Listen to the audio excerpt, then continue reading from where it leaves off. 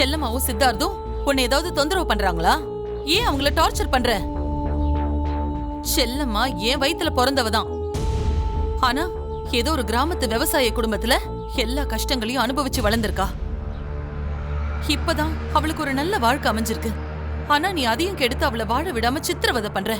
செய்யாத தப்புக்கு சித்தார்த்தையும் செல்லம்மாவையும் தண்டிக்கிறதுல என்னடி நியாயம் இருக்கு? நீ செஞ்ச பாவம் எல்லாம் போகணும்னா சித்து மேல கொடுத்த கம்ப்ளைண்ட வாபஸ் வாங்கு. மகேஷ் தான் உன் கர்ப்பத்துக்கு காரணம்னு ஒத்துக்கோ. இல்லனா நீ நல்லாவே இருக்க மாட்ட. பேசி முடிச்சிட்டீங்களா?